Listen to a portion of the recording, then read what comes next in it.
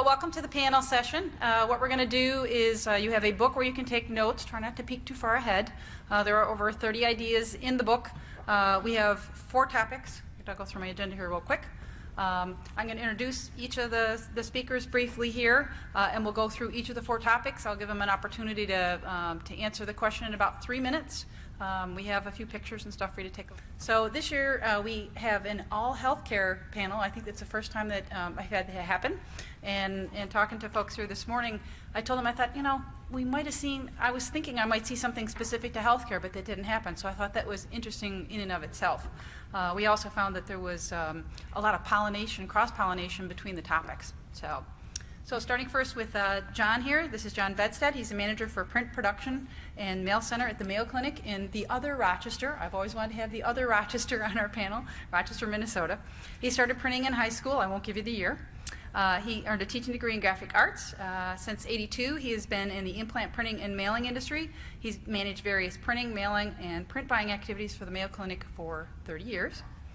It's a large organization with 68,000 employees, and they're in 62 cities. He manages the print, production, and mail activities with a staff of 55. He has an annual budget of $11.7 million, generating 11 million annual impressions. So welcome, John. To his immediate left is Gail Robinson. Gail's been on a panel for me before. She's the print shop production manager for Tanner Health System in Georgia on the border of Alabama. She's been a print shop production manager for Tanner Health for 12 years. She has a background in graphic design, printing, and photography with a bachelor's in mass communication from the University of West Georgia. She manages the day-to-day operations for the health system's implant and operates equipment on the shop floor. The operation serves their 5 regional hospitals, 30 health system-owned physician practices, and more than 3,000 employees. She has a staff of 2 with a budget of $200,000, and she does about 1.8 million impressions annually. Thanks for joining us, Gail. And then on her immediate left is Brett Jenkins. Brett's been to IPMA a couple of times. She's supply chain, print, and mail operations manager for Nationwide Children's Hospital in Ohio, Columbus, right? She has a new print center, except I didn't get the pictures in here. I'm sorry. She has a 12-year background in print, graphic design, and 16 years of leadership experience in print and mail healthcare fields. For the past 5 years, she's managed the day-to-day operations of the shop. And she has a very interesting story here, which is, I think, going to definitely pique you guys' interest. The hospital has over 13,000 employees. They've undergone a $730 million expansion since 2016. She's helped her teams create operational efficiencies, and that's one of the topics we're going to be discussing, maintain exemplary service levels to the hospital, and save the organization thousands of dollars. The shop is going to be getting a newly renovated center. We have a concept drawing, but if you want to see the real thing, she has some sneak photos of it. She's been a member of IPMA since 2017, and the stats are 12 to 15 million impressions, a 14-person staff, and a budget of 3.6 million. So welcome. So we're going to move to our first topic, and again, they'll each get about 3 minutes. We're going to start with John. So for John, his shop transformation was adding booklet makers. So why don't you tell us about that? Great.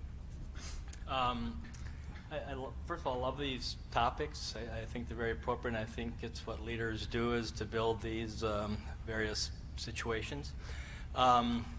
We've had quite a shop transformation over my career, and technology has certainly changed in 40 years, and printing is much easier, better, consistent, higher quality, etc.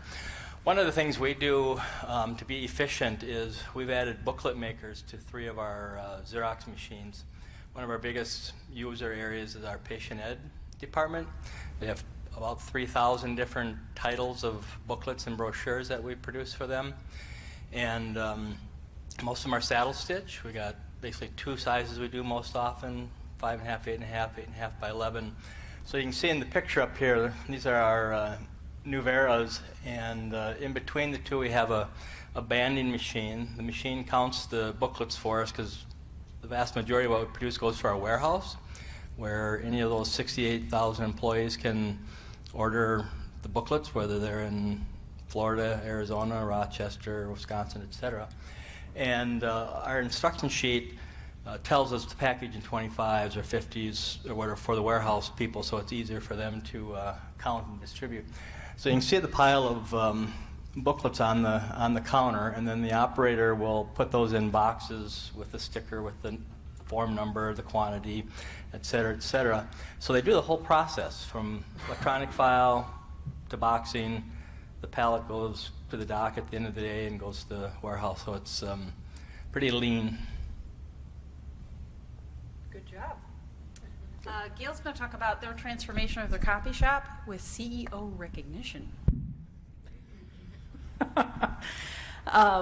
One of the first goals when I came to Tanner was to change what had dwindled down from a print shop to a small copy shop. So we went right into updating equipment, was able to get an expansion for our shop. And I say an expansion, the amount of the expansion was exactly the square footage of our new 4-color press. So, but at the time we were happy to get it because we were in a very small building sharing with other departments.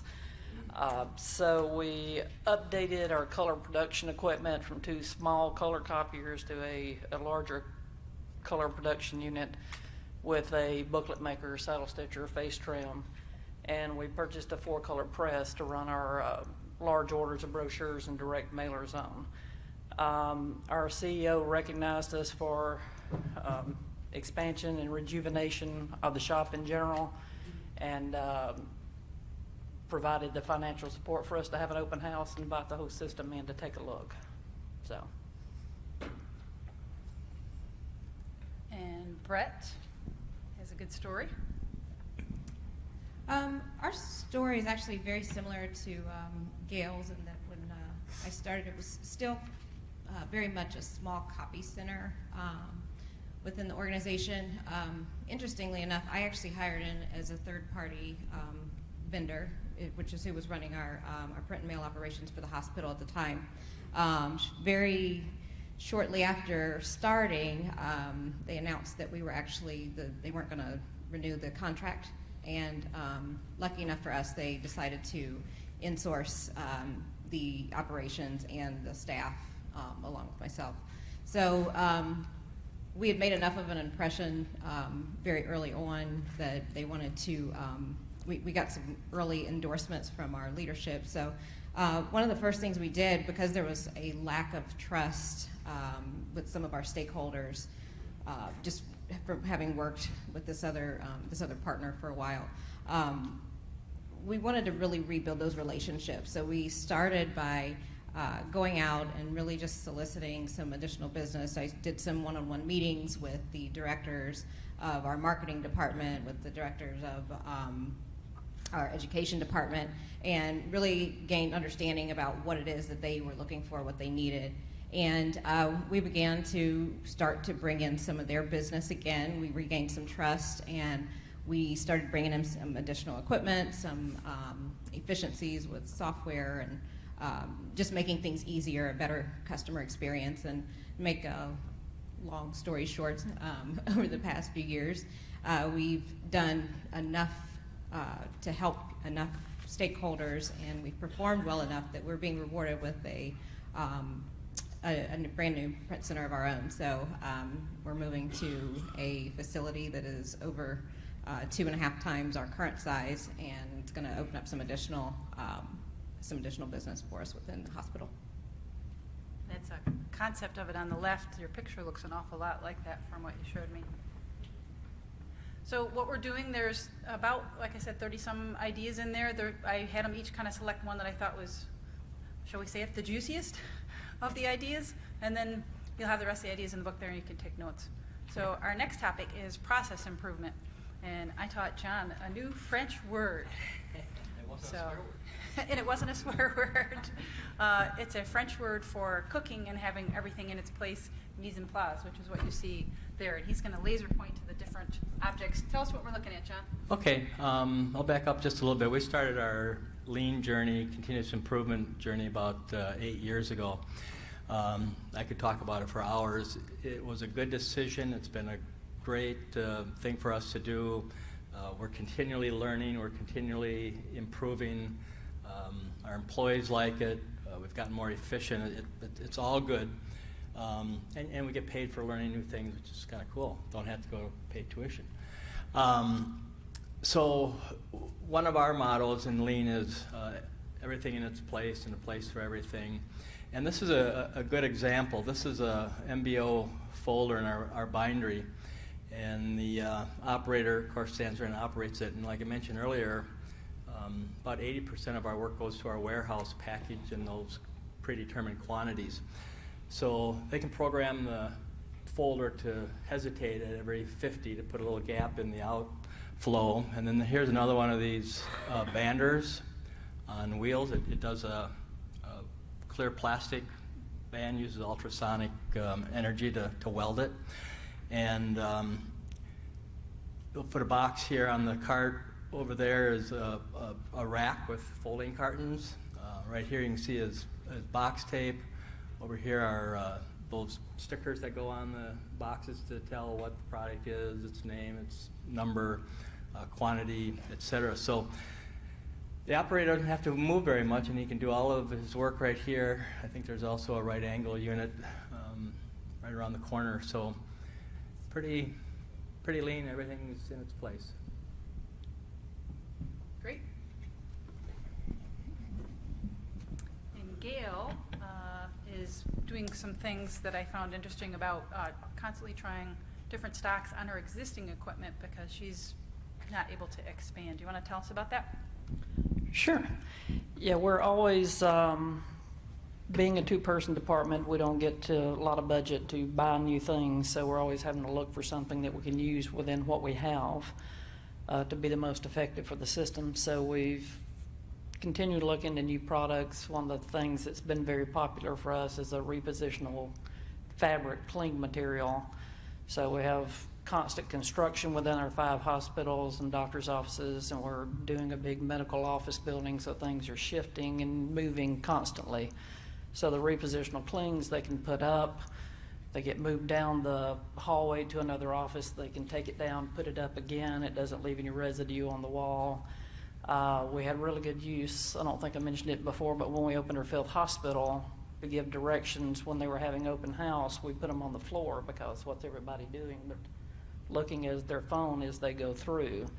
So we put directions to the different departments on the floors, so when everybody was doing tours, blue led them to radiology or red led them to CPCU. So once they saw the sign anywhere, if they followed that color and the arrows, they could go right where they wanted to. It pulled right up off the floor and didn't leave any residue and mess up the new tile in the fancy new hospital. So one of the other things that's been popular, and I think Brett said they were using it too, is some polyester badges. They're pre-perfed. They go right through our Konica. Prints out perfectly. They'll print 2-sided. The nurses' stations just pop them out. They get blood or anything else on them, they can wipe them right off with alcohol. We also got some products in that and a door hanger. We got a lot of temporary parking going on because of all the construction. So doing temporary parking passes with them. It's fairly cheap. They get moved to another building, toss them, we make them some new ones for the new building. So it's all easy stuff to run on the equipment that we have to make us more useful, because you couldn't order out 30 parking passes for a place and get it reasonably priced. So anything along that line that makes us more useful, we love to do. So. Brett?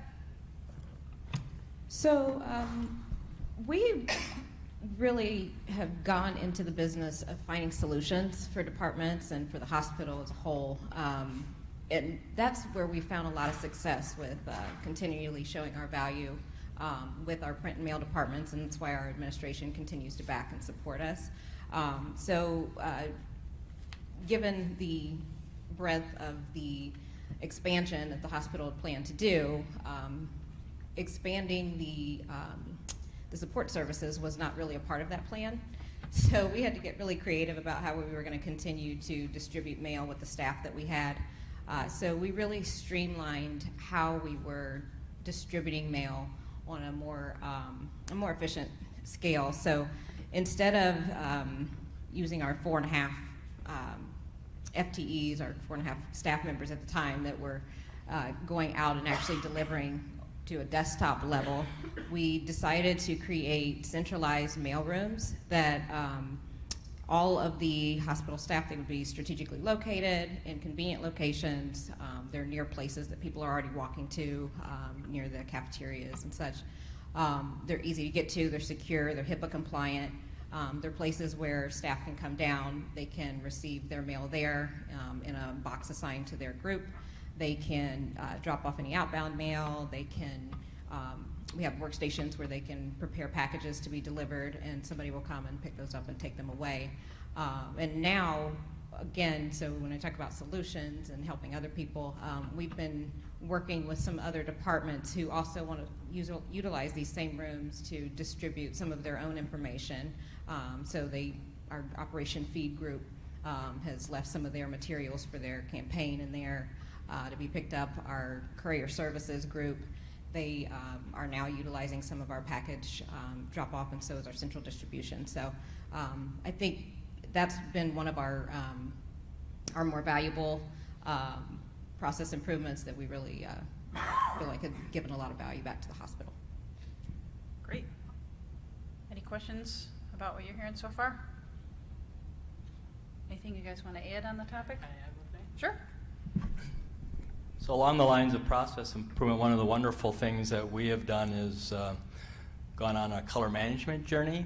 We started that about 14 years ago, and at that time we had designers wanting to do press checks. We've never done press checks on our floor. They do them at vendors, and we would start to have disagreements about what the color should be, and there was finger pointing, and it was kind of ugly. Color management has eliminated that. It's all by numbers, it's scientific, very consistent regardless of the output machine. The color looks alike. It's made our lives so much easier. I highly recommend it. We also belong to other professional organizations like IPMA, Printing Industries of America, for instance. NAPL used to be part of that, and GATF, they all merged. We send people to the annual Color Management Conference every year, 2-3 people, and it's all printers talking about color management. It's very technical, but it's awesome. And then we also send 3 to 5 people to the PIA Continuous Improvement Conference every year, and those are all printers too, so it's, those have been really valuable for us. Great. Thanks. Sure.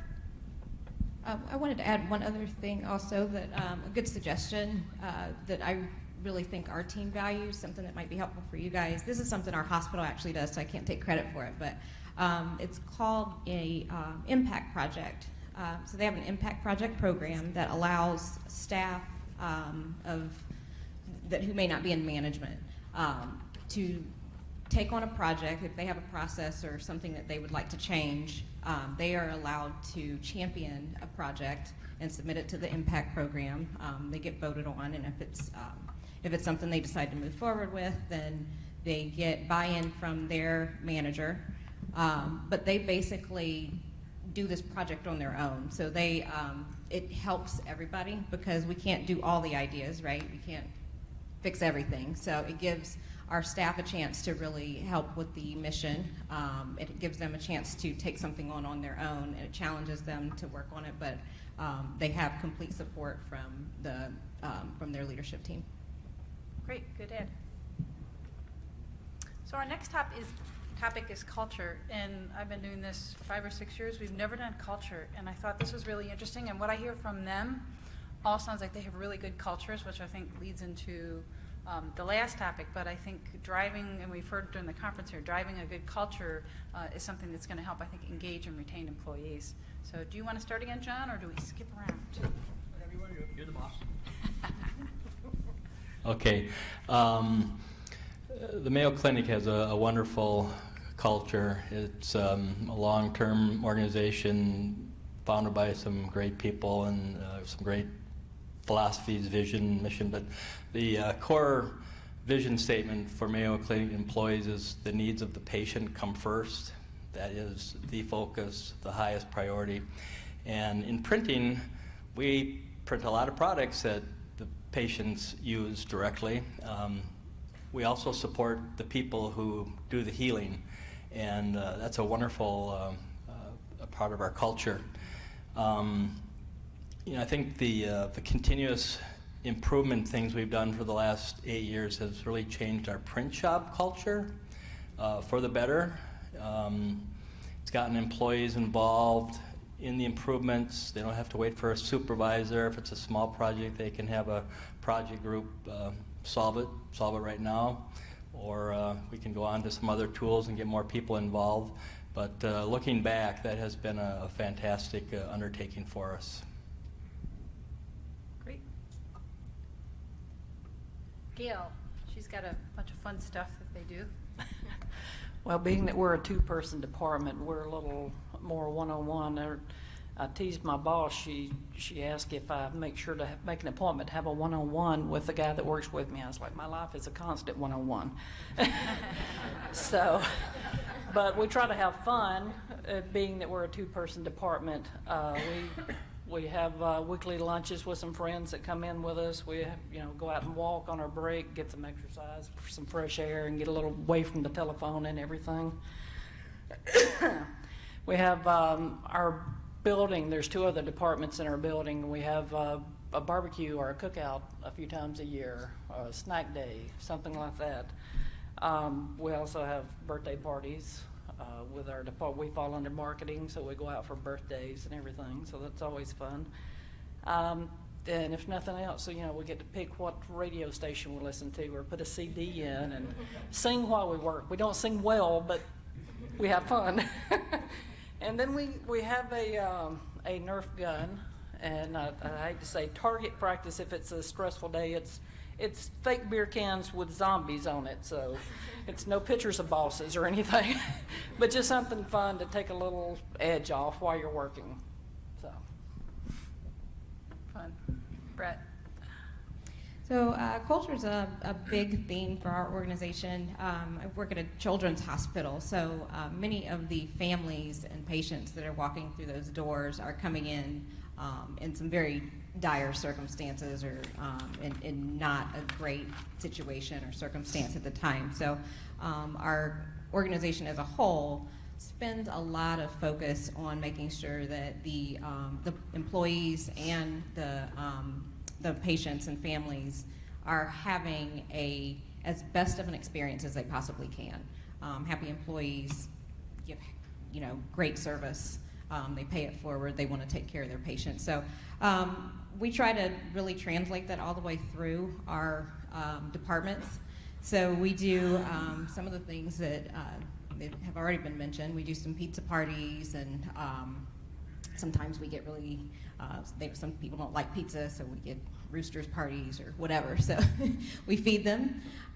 We celebrate everything. We celebrate people's lives. So if somebody's birthday comes up, we celebrate that, but we also celebrate babies and weddings and other life events that are going on. So we really take an interest in the employees and in our staff's real lives outside of work. We do take some walks. We spend time doing team events. So we try every year to do, at least twice a year, do something outside and external events. We've gone to the Clippers baseball game. We'll do the room escape team building exercise. So we kind of vote on, what are going to be our 2 things. And then we involve the staff in our decisions. So when we're deciding what is it that we like to do, we're asking them as well, instead of just deciding what we're going to do for them. Yeah, I think engaging the team is a big one. There was a statistic floating around. What do you think the #1 reason is when there is a merger and it fails? Any takers? Culture. #1 reason. So our 4th topic is about growing new leaders. And again, topic we've never had before. So John's going to talk about technology. So about 10 years ago, I got to thinking about our workforce. If you graph our workforce's ages, it was a bell curve. Baby boomers in the middle, a few older ones on the front, and younger ones on the back, but it was pretty clear that a whole bunch of people are going to be leaving our department over the next 10, 15 years. So we've already had 6 retirements just in the last year and a half, and we've got another probably 6 coming in the next couple of years. So how do you replace those skills and all that experience, and how do we bring up the next round of people that can take our spots? So knowing that and working with the production supervisors that I have, we've focused on that. We understand it. We've been able to help people learn new skills. We do leadership training. We recently appointed 2 leads whose main focus is our Lean CI program, so they're out there to help the employees.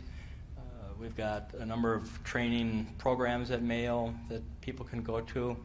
And my philosophy is I've done a lot to improve the operation over my career, and I want it to be better when I finish, to hand it off and have good people in place that can take the torch and carry. And I think we're getting there.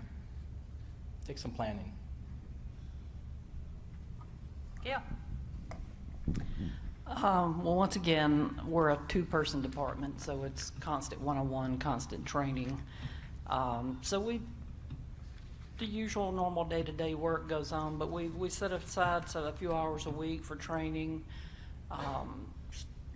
learning how to do POs, how buying group works, inventory management, the web to print administrative duties, different things. Bidding regulations, anything that I deal with on a day-to-day basis, but he doesn't necessarily deal with. He hears me talk about it, but he doesn't deal with it hand on hand. So, and then we do some coaching, set aside some time to discuss approval practices for upper management, along with how do you research equipment? What kind of products do you research to go with the equipment? What's going to be the best effort to help your departments get where they need to be. So, and then we always encourage him to be proactive, pick some ideas. What do you think would work? Will it work? It may not work, but that's okay. So. Great. Brett? So this is a fun topic for me. I know I look like I'm 12, but I promise I'm 10 years older than whatever age you think I am. 22.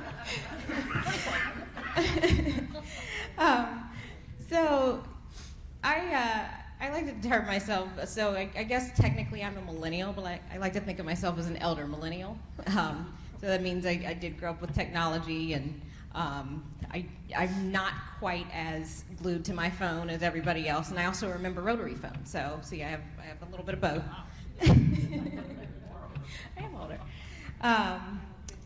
So we had an interesting conversation within our own department about how our new and up-and-coming leaders wanted to learn, and we really engaged them in that conversation and what works for them, which I think was really effective. So one of the things that we've done, and even just within supply chain as a whole, my own boss has done, we include all levels of our leaders, all generations, when we do our strategic planning.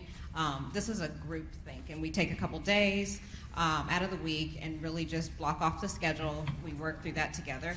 And it helps them really, I think, get involved and get feel like they buy into it. It also challenges them to think beyond the day-to-day, so they have to think a little bit bigger. They have to think more long-term. We take them to conferences. We bring them places like here. We do the Global Leadership Summit for our new leaders and continually pour into them that way. We buy them books and resources.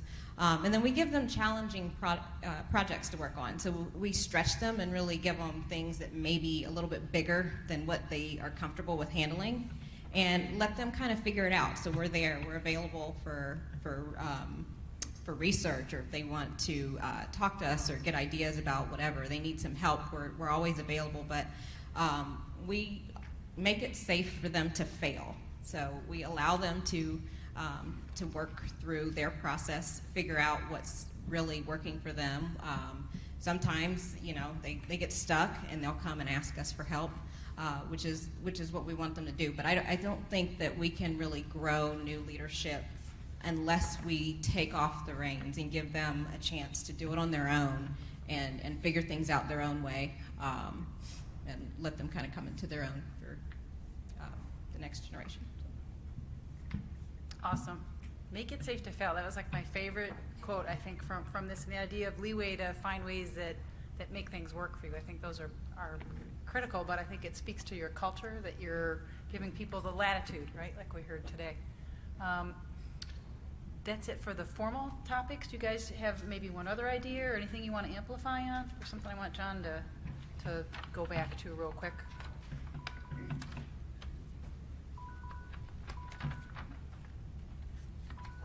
Here, let me stop that. Yeah, we have a little bit of time. But I wanted you to go back and show real quick. Has everybody done lean in their operations? So do you know, this is their daily huddle. I just wanted him to say real quick what he's looking at there, because I thought that was kind of cool. It's on page 15 of your book. So all of our work groups have daily huddles, typically early in the morning, 5 minutes, 10 minutes, 15 minutes, whatever is needed. They all have boards where we've got things that we're working on and keeping track of, documenting, et cetera. And so those are tier 1. And then later, I get together with the supervisors of those areas. The 2 people here in the lighter colored shirts are our new leads, and we cover things that bubble up to our level. A lot of times it's a more complex problem, or it's a problem that crosses multiple work groups, and a single supervisor can't necessarily fix it. So this takes about 15 minutes, and it's very valuable. It's a way for us daily to get updates, talk to each other, see what the pressing challenges are. We do run a second shift, so come morning we've got news from the night shift of what may have been not working so well or something. And then we also go on Gemba walks about the shop at least once a day and be seen and observe and ask questions, and it's been really valuable. What? Anything from either of you about any of the topics? Well, we were discussing on our shop transformation.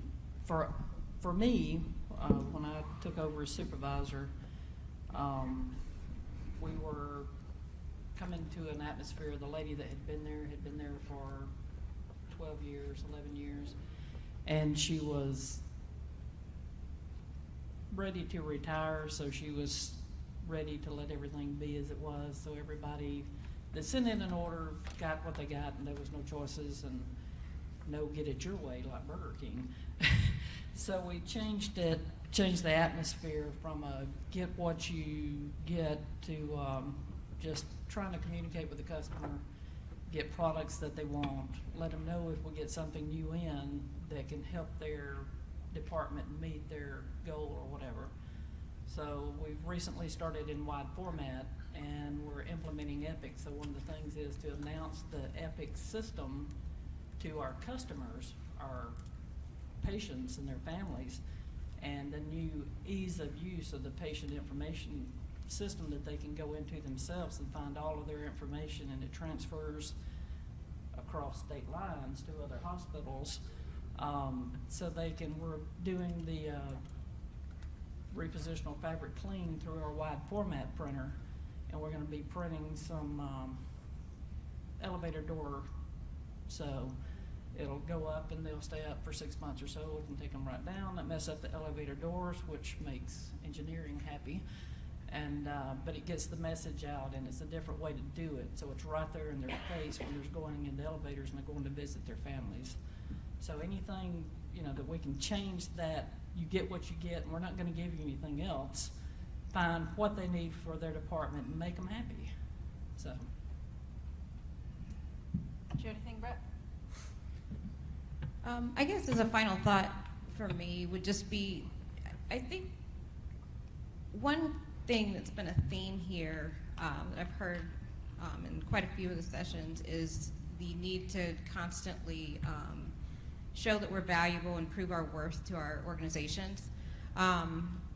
and one of the things I think that has really made us successful is really partnering with the organization, finding out what it is that they need, finding solutions for them. So really building those relationships with your internal stakeholders, figuring out how you can use your services to make their lives easier.